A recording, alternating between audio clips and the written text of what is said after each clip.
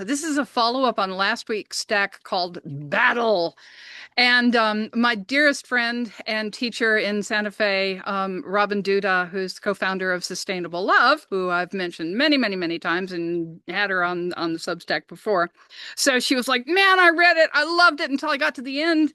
And you said, "Oh, I wish I had a formula for how to deal with battle and with bullet points." And she said, because we could talk about this. And I was like, okay, no bullet points, but we're going to talk about how to deal with battle energies. And yeah, I mean, the whole world is going up in battle smoke right now, from the kitchen to the Gulf of Hormuz to Washington D.C. to God knows where.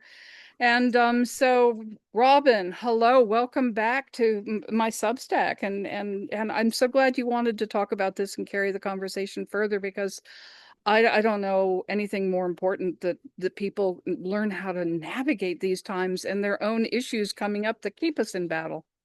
Oh, so true. I, as you know, just went through right rotator cuff surgery.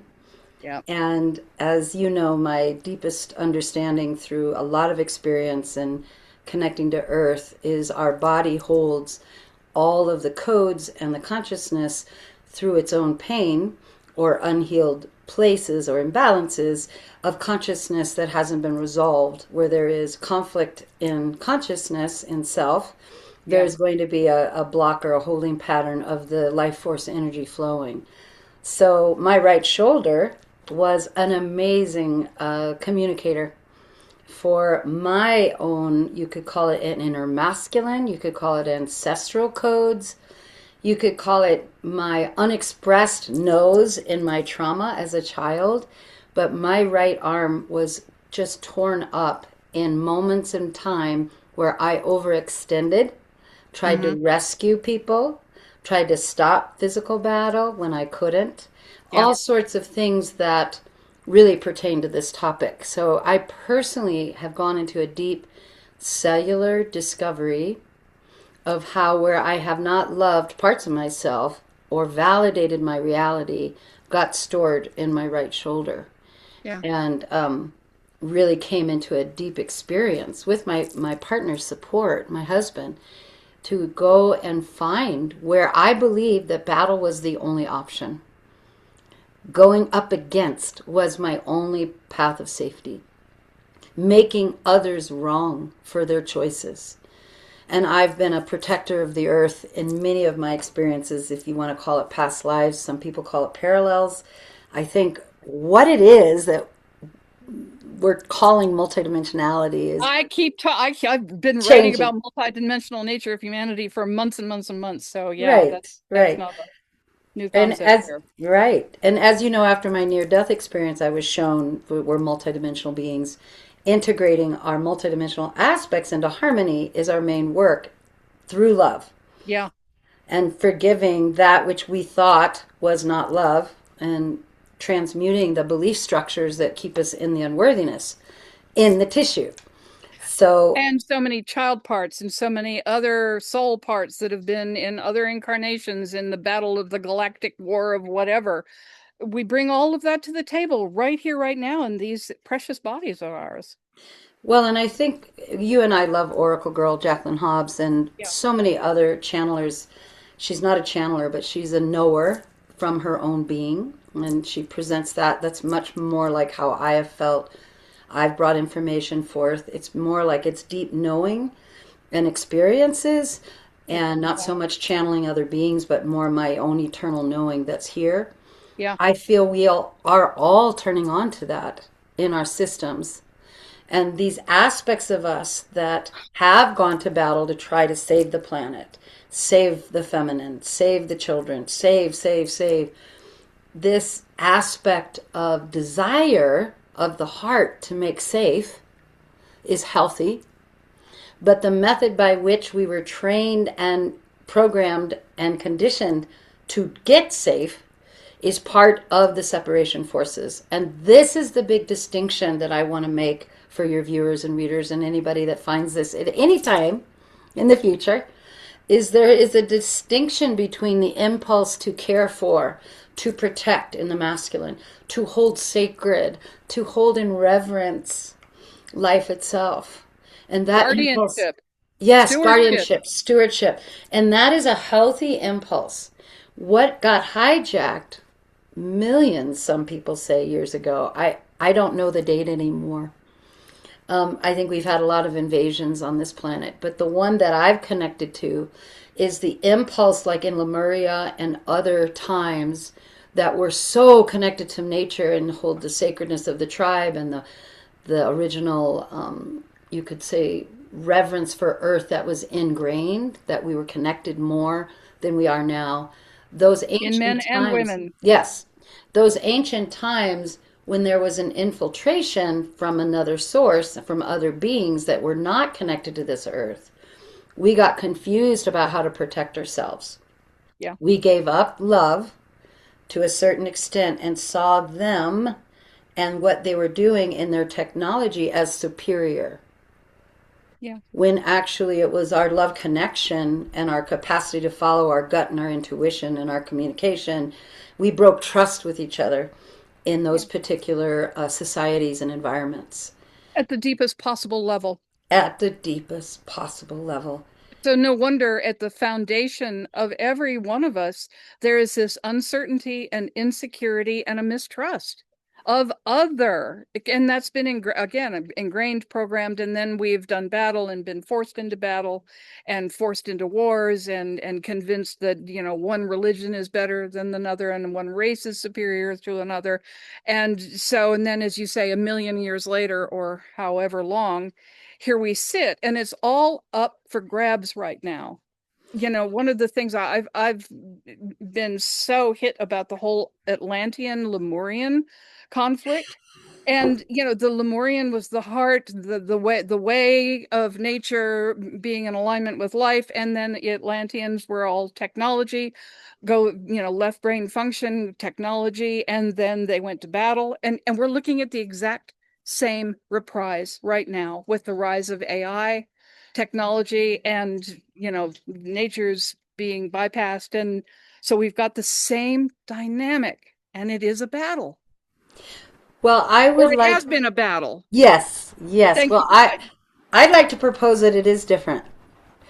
Um, I feel what's different is that Mother Earth herself as a consciousness, as a being, as an alive being, is in a different place in her evolution. Yeah, And we, and so if are you, we. yes, and I've also often identified as a rainbow tribe member. What is that? I was shown after my near death experience that there's a lot of beings from the sun, beings that incarnate from the light of the sun. And we have this in ancient Egypt, Ra, on and on and on, all the Ra's. I mean, I Yeah, don't want to go into that history. There's a knowing that your being is here to help unify, transmute division, and bring wholeness and health. A lot of us have that as practitioners, healers, helpers. How do you do that? In what pathway is made available in your body for that? Well, if there is not a self love anchor, you can't do that job. And what the ancients showed us is every infiltration that came through our societies was to sacrifice the self love, deny the community connection, or give over your power to a deity, or let God above handle it, surrender your will to the will of the divine. Pretty much every bit of programming that we are undoing right now separates us from the power of self love in the tissue and then holding love for another. You can't have one without the other. And if you truly want to love another deeply and protect them from harm, especially those that are in more of the innocent developmental cycles, children and such, you have to feel who that child is in you. You have to feel that oneness to know what right action is. And if you do mind over matter, and this is the Atlantean bit, if you're coming from more an alien-like frequency, I have the perfect ideal human. I want to go and put these ideals on top of humanity because we're sinners, actually. You are in battle with that way of thinking, ideals. You are in battle with your body. You're in battle with your whole being. Right, You're the truth of your whole of who you really are. right. Yeah. And this is what we're undoing. So if, for example, you have someone in your field, you, Kate, mentioned some of the challenges you've had with some friends lately. Yeah. If you have someone in your field, usually people we love the most, that is triggering this feeling of needing to be right, needing to champion, needing to win, they're usually stimulating this deep, deep unsafety and perpetual vibration of I'm anticipating betrayal.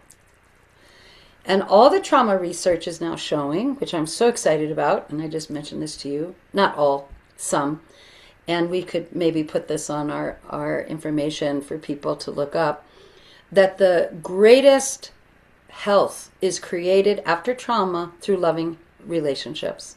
Yeah. You can go to a ton of healers and helpers and trauma You can do specialists. talk therapy until decades pass. Yeah, And unless and it's there's grounded in the tissue, in a relational bonding relationship that validates that there is love, that there is safety, that you are seen for who you really are, a being of love, a divine being of love, then that grounds it all the way in.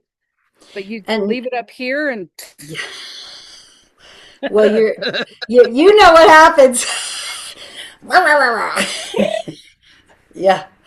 And I feel excited about these times because the relational model of health, women deeply know in their bellies and their bodies. yeah, And the strategy for men and women to come out of battle has often made men feel like they have to be passive, which is not at all what's being asked. no, And what's deeply being asked is that people commit to the principle that self love requires a complete, authentic self in intimacy and relationship. And you will not be able to come out of battle with another human or even the system if you're not able to nourish at the deepest core of your being what love inside of your system is needing moment to moment, day by day, and then put those needs into the space. yeah.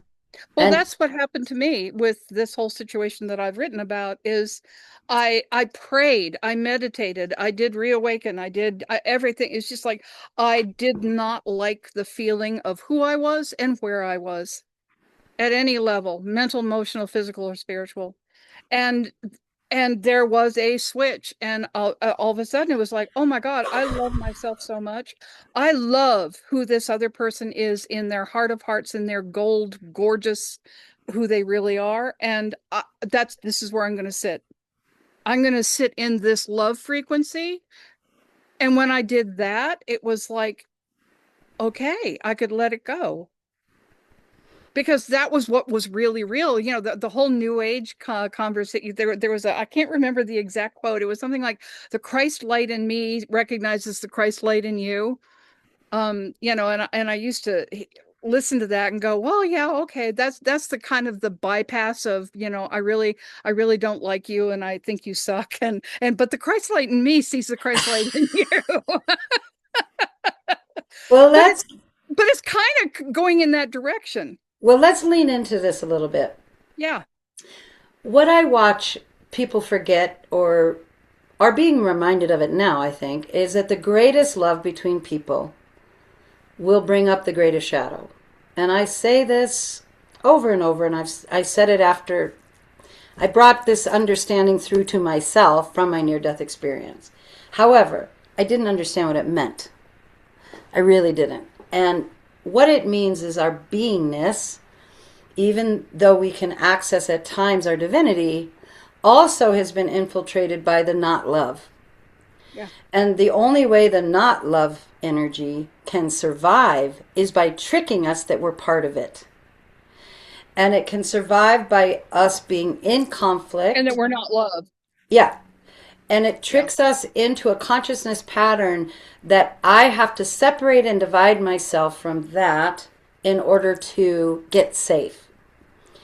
And in the experience that you're calling maybe a bypass, what I feel has been missing, and the trauma research is showing that this is key, is you have to be willing to go into your tissue and feel the feelings of the trigger.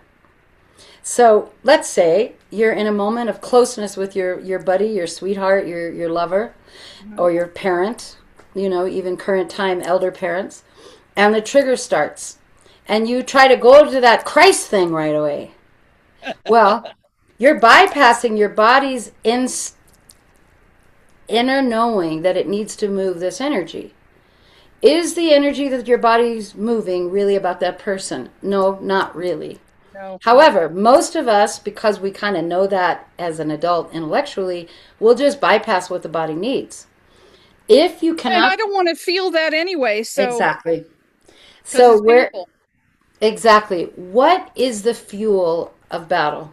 Feelings of helplessness, powerlessness, no choice, experiences of not being loved, and having to fight for your safety.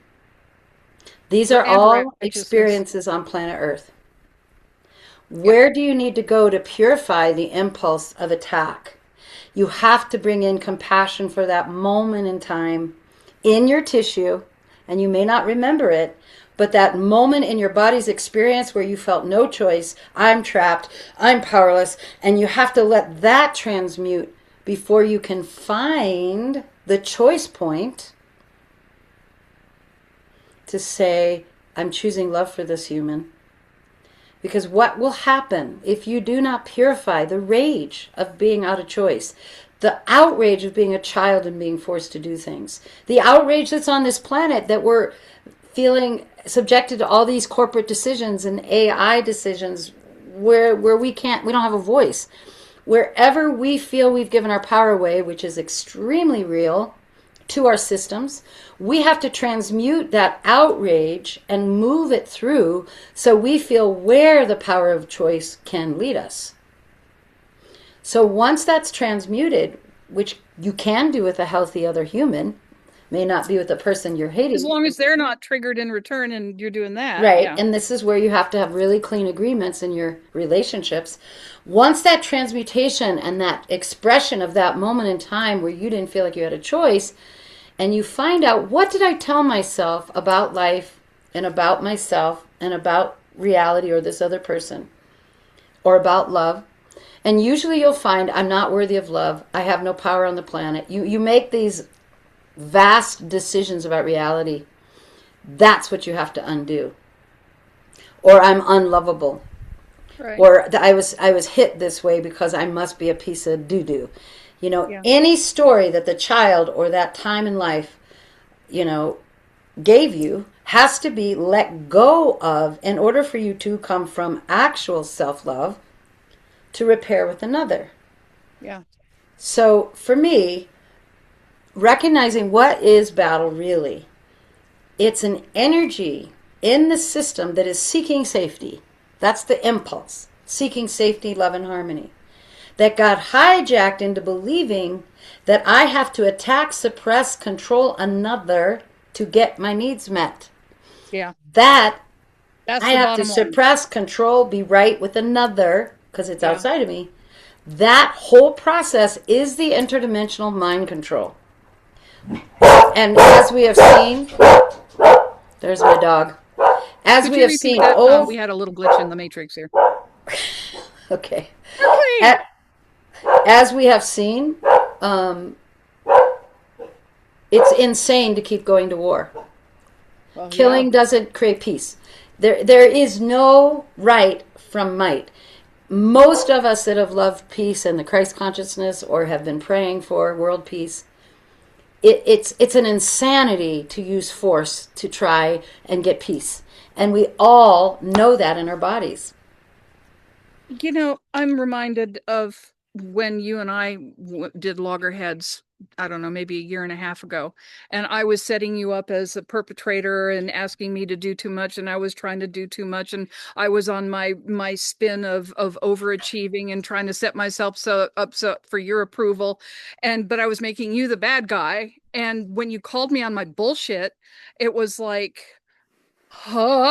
when I finally saw that I was running a childhood program where I had been set up to be the achiever so that I wasn't tortured or whatever. That, and yes, I was perpetrated upon, and I was helpless, and I was angry, and that was a real experience. When I got that, that was a real experience, but it was a program that I was still running 50 years later, 60 years later, and then dumping it on you, projecting it on you. It was like that illusion crumbled. So you were off the hook, but then I had such compassion for myself. Right. I went to self-love for the first time, probably. Well, not the first time, but it's such a Another profound moment. Another another moment. moment. I know I'm trying not to do my Leo over exaggeration thing, but it was a life-changing shift for me Mm. to move in to see where I was programmed and what my programs were and how they had run my life. And then there's this tender, loving being underneath all of that, waiting to show up and be able to dance with another person rather than do battle. But I was full on in battle with you. Oh, I remember. I know you remember. Oh, And when you, like any of us, when we see someone stuck in a projection that doesn't feel real to the person getting projected on, you could go to battle with that. And if you do that, then you're in the unseen battling around projections. Well, that's not who I am. Well, this is well, if you'd gone into one of your child parts or something in response to whatever, if you, that's where it all just goes down the tubes. and to me, it's just so beautiful that in this training that I've been providing and you're part of, we have such solid agreements about how to move through these kinds of projections and conflicts because they're the doorway to transmute what's in the tissue that keeps hooking us in and out, you could say, out of real love intimacy with self and other. And there's this full on understanding, this conscious love relationship that we're practicing. And I do call it a practicing. It's not like there's any one state of perfection. There's an No. understanding that love will show us the pathway and what needs to be transmuted in our own system. Like, what identity am I hanging on to for power that isn't serving the love between us? And Yeah. gosh, there's been many quotes. Would you like to be right or would you like to have love?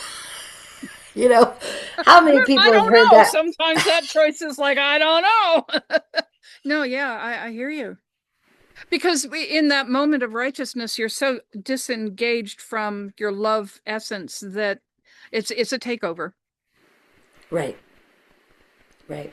And so many folks with the Epstein files coming out and all the Instagram researchers do, the posts, quick posts with these elaborate, awful looking demonic energies.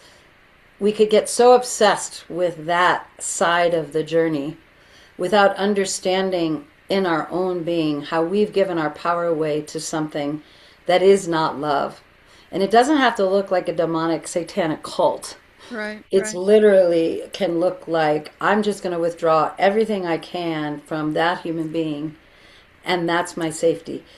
I have found the most painful separation patterns that I've had with others is a total denial that you exist, a complete pulling back of all connection and communication. I don't know anything more cruel when you have a love relationship and someone just pulls it all back and believes that you're not worth the effort because they're so triggered. Which is, Indifference, yeah, indifference. which is different than, recognizing someone's very poisonous and toxic and has no willingness to heal, or is a narcissist and will say whatever they can to get you to stay in it. But it's still So, just another defense mechanism right, so right. that I'm not hurt, that you don't really matter that much, so that I don't feel what I'm really feeling. Well, it's all anchored in a perceived safety. What battle is doing is giving you a perception of safety. What defenses are doing is giving you a mental or otherwise perception of safety because you're not feeling the core pain. And I think protection through love and right action, and sometimes pushing away that which was wanting to do you harm is a natural instinct, like the survival instinct with animals. There's a natural phenomenon in our bodies of survival, and if we push away that which does harm, that is health. But then we don't keep going after it and hunting it and killing it for pleasure. So, Right. you know, Right. it's like, where is that survival mechanism that's health in the human being? And say, no, I'm closing the door to an abusive man or woman for my child's sake, or Absolutely. going to school and saying this was not ethical to my child. Protection Yeah. needs the anger and the fire of clarity for boundaries. But it's Yeah. when it gets twisted into battle is when we're lost. Yeah. I'm reminded of this is maybe a year ago. I ran across something on social media, but it was with this ghastly ongoing war with the Palestinians and Gaza, and this Palestinian woman was mourning her son had just been killed, by a Israeli bombing, blah blah blah blah, and and I watched the video, and she just in agony of loss, she just stood up and she said, I will not blame you. I Mm-hmm. will not perpetuate this battle that took my son. I refuse. And I was just blown away. Mm-hmm. Now, it doesn't mean that she's not going to stand up or, go to parliament or whatever, or stand up for whatever is she feels is right to do, but she wasn't going to battle anymore, just even though her son was just taken. And Yeah. I was just like, oh my God. Well, that is the door of compassion, isn't it? I Well, mean, when you blame. see the other is as fucked up as this way, and that it's all been perpetrated upon us, you get to the point where how can I blame a 2-year-old for pulling the wings off a butterfly? It doesn't know any better. We've lost ourselves to the degree where we don't even know any better about, but we do know. We do know, But we do know, right? or we And wouldn't I, be having this conversation. right, and it's, to me, it's the deep knowing of what it feels like when you're taking responsibility for your own wounds and you are vulnerable, but you will not tolerate abuse. There's an experience when you transform the battler where you don't ask the battler to go away, you ask them, and if it's male or female or other, you ask them to join a new way of getting safe in the system through consciousness, through right action, through communication that's clear. And if you reach to someone that is doing battle with you and they do not have an intention to love and heal, there is a necessary withdrawal. Yeah. And, psychologists have talked about pulling out of toxic relationships if you cannot find an alignment of respect and boundaries, whoever you're with, and an agreement where we're going to respect each other's needs in this relationship. If you can't find that foundation of safety and respect, you cannot continue with that human, or they will continue the battling behavior that Right. is either putting you down or doing passive aggressive behavior, dominance, or whatever it else, battlers and Right. bullies do. Or victim. Oh, victim, rescue me. You're the one that's hurt me, and I can't forgive you. Yeah, that's some of the most toxic dynamics of is blamers. Yeah, Yeah.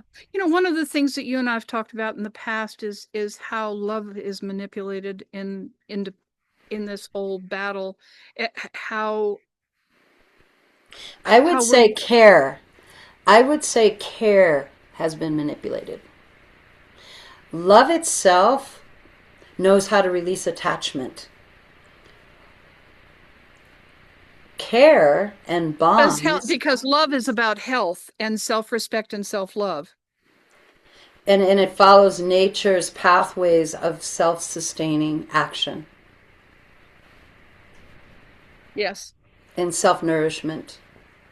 Sometimes when we care for another and we're bonded to another, programs set in that you are responsible in a codependent way for someone else's well being, happiness, sadness, anger, upset. And the moment we start, through our bond of care, believe we can save them, Yep. then we're hooked through the heart because we care. If I could only get them to see this, then they would get free. If I could only get them off that alcohol, if I could only get them to see what they just did to sabotage our marriage, if I could only, if I could only, if I could only, that if I could only gesture towards another will sabotage the love doing its work between the two of you. It doesn't mean you can't speak your truth about somebody. Like, wow, this feels like a projection, or that was extremely hurtful, and I'd like you to consider that maybe that came from the past. Don't know. Like to look at that together. It doesn't mean you don't speak what you see intuitively or feel, but your attachment to getting that person somewhere for your comfort zone, that's another battle. And many therapists and many healers and many practitioners and oh my gosh, so many light workers are struggling, I think, with this attachment to those that are not choosing to do the self-love work. And I think that's a real dilemma and dynamic that we could have another podcast about. Light Yeah. workers, come on, let's get back to our bodies and self-nourishment. If you Yeah. want to, if you think of yourself as a light worker. Right. So I know I started off saying that, no bullet lists here, but for somebody just if you had to just kind of do a rough, wow, if you find yourself going toe to toe with your husband or your boss or a coworker, or how do you begin to navigate? What's your advice? Well, I think the very first thing is to acknowledge that you're coming from pain. Most people that want to stay in battle think they're in strength. Okay? So you first have to go, huh, am I coming from any pain in me that feels helpless or hopeless and I'm being impulsed to dominate or to go to battle in order to win Yeah. versus I deeply want to experience my own self-care in this situation. So first you have to ask,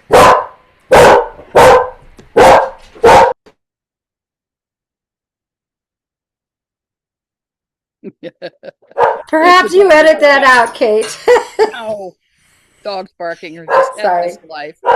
So first you have to be willing to ask what's really happening inside, and you have to want to know that you do have power to transmute the energy that you're seeing out there first in here. So there's a principle of the mirror. There's a principle of, some people call it, you will attract what you need to heal next. Yeah. Some folks, there's all sorts of terms for this, but what's right in front of you is exactly what's needed to be experienced for your deeper evolution and transmutation of whatever's in separation inside. Ain't no So accidents. it's only the mirror manifesting, it's only consciousness. We have a choice with what's happening always. Yes. So you have to be willing to ask that question. And if you can say yes, you may not be able to right away, but if you can say, yes, I want to heal this that's out here inside of me, I do not want to keep generating this experience, then you can start going into your somatic body. And it's very helpful to have a guide or a witness, but if you don't, you get to nature and you say, please show me where I'm in battle inside. Show me when I have two opposing energies and where I feel unsafe in my body. And then you ask nature to fill you up with love.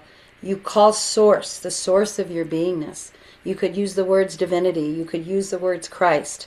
And you start a prayer or an intention. I choose to bring love to this inharmonious, separated energy. I choose to bring harmony back into the parts of my body that didn't believe they were lovable. I choose to transmute this belief that I can never be safe unless I fight. Whatever your body is telling you, this situation is activating. And You you might get a breathe. memory, a flash from the past that is like, oh my God, this started then. Oh my Right. God, I get it. Oh my God. Yes. And you start the compassionate self discovery about what lie you told yourself because of a moment of conflict or battle, or your parents were battling, or your ex boyfriend or ex girlfriend, or you broke up in a harsh, cruel moment and you said, I'm never going to love again. You know, so many of these battles that we get caught in are in attempts to protect our tender heart. And it's only through the tender heart that we heal. And Going so, back to that. yep, so you go back to this self compassion. And then, if there's an opening, in my view, you've got to find out if that person that you're in battle with has a desire to heal and repair and is committed to the self awareness. And if they are not, and really reconciling, if they are not, then to feed energy there will dismantle self care. So it's the difference between, are you willing to engage at an honest, authentic level so that we can come back to a more heart-based place of truth together versus I have to maintain being right. Exactly. And if the person you're in battle with isn't willing to do that, then your energy is better spent repairing yourself and finding the correct response to their energy. But if Right. you're always hooked into battle, you cannot find the correct response. So in my communications classes that my dad used to teach, and I'm reminded of that every so while. He was a psychologist that taught marriage enrichment. He always said one of the fastest ways to disable someone that wants to attack you is to do active listening Hmm. and to say back, I really hear that you're experiencing this as blah, blah, blah, blah. Or I really am I'm concerned about how afraid you are right now. And I really hear that what you're really experiencing is I'm a threat to you. To start to empathize with the other, but you can't find that space if you haven't done it for yourself. You can't find that space to give to another if you haven't done it for your own big old owies in your right shoulder. No, then it's just pretend. Like I Right. should do this. Then it's a tool and you don't have it really embodied. Yeah. So it first starts with awareness. Yeah. Really, the second step then is going into somatic discovery. And I'd say the third step is asking for love to touch the area in you where you told yourself a lie that this situation is showing you that you really think is true. I Yeah. mean, we're so powerful, Cate. We will create the exact situation that makes us feel like, see, I told you, I can't You're a piece of open, poo. I can't open my heart and be respected. They're You can't making fun of trust me. anybody. Yeah, see, Yeah. I told you. They're going to Yeah. take you for a ride once you open Yeah. up. Whatever your movie is, oh my gosh, we're so That, powerful, we're going to have somebody act it out for us. yeah, that's the kind of validation I don't need anymore. Wow. Robin, thank you. Is there anything else you'd like to add? Yes, I would like to say that everyone I know that's committed to love right now is re energizing their trust in love and themselves and other. And I have never seen more powerful energy emanate from people that I'm close with that are generate the positive experiences together and dropping focus on the you could call negative or you could call the shadow energies. Hmm. And through the years I have, because I've worked with cult members and people in programs and highly traumatized folks including myself, you can get obsessed with the shadow, but it's dropping Yeah. and we Yeah. need to drop it.